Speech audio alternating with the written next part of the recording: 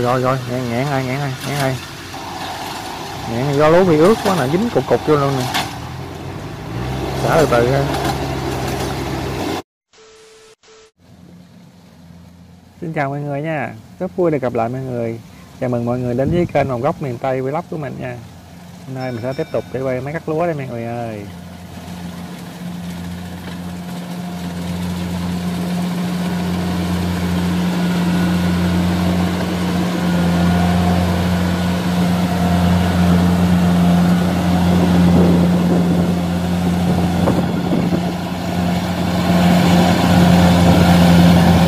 Quá trời đất kia lầy, quá trời lầy mọi người.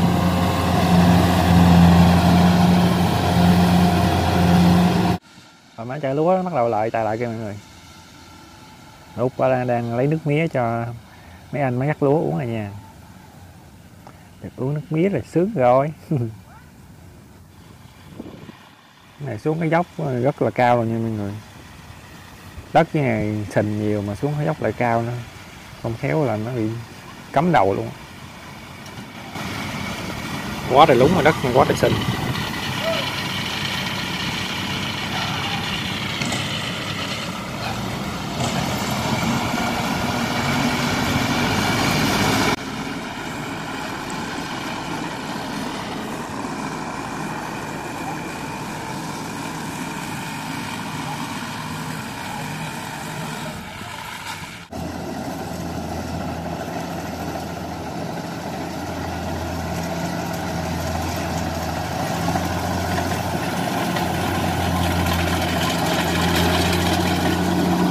Sình luôn nè mọi người, sình mà ngập bánh xe luôn, quá trời quá đất.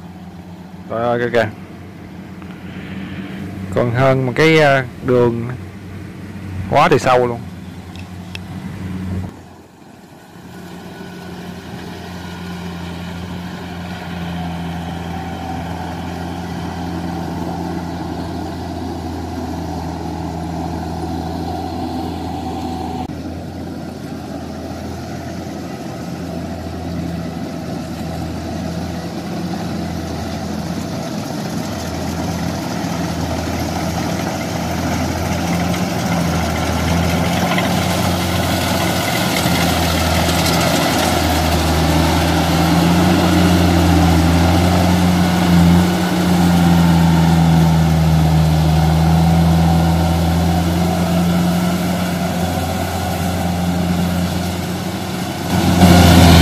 Đất lầy quá trời lầy luôn mọi người.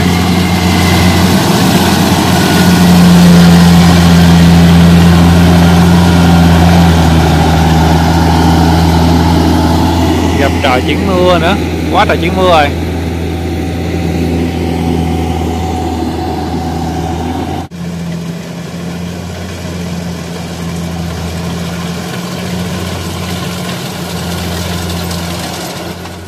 Cái này đất này lầy khủng luôn. Coi kìa, cài không nổi luôn à. Này máy mà cũ là cài không nổi luôn, dính luôn.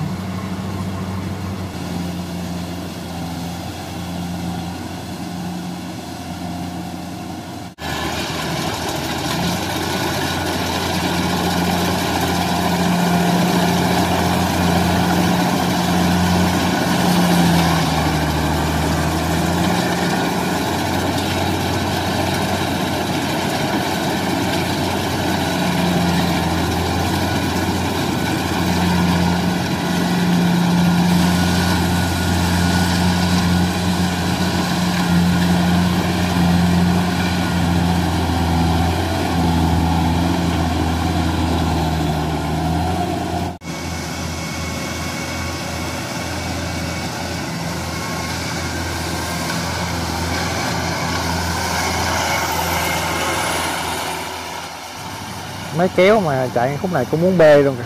Trời ơi dính quá trời lầy.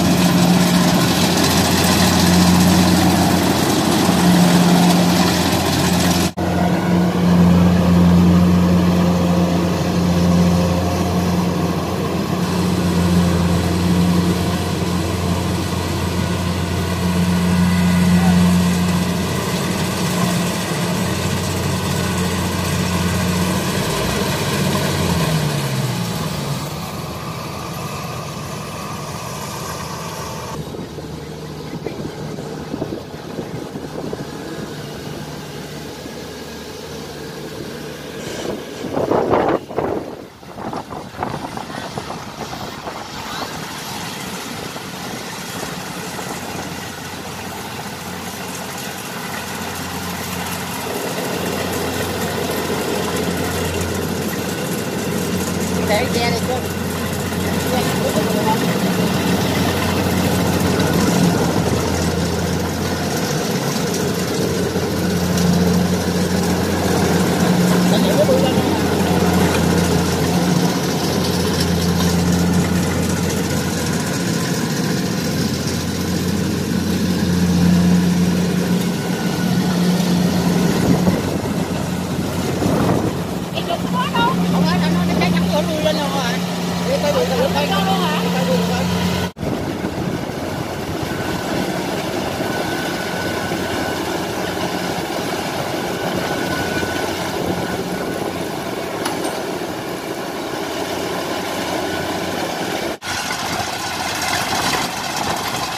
Tắt chỗ này đã ghê nè mọi người.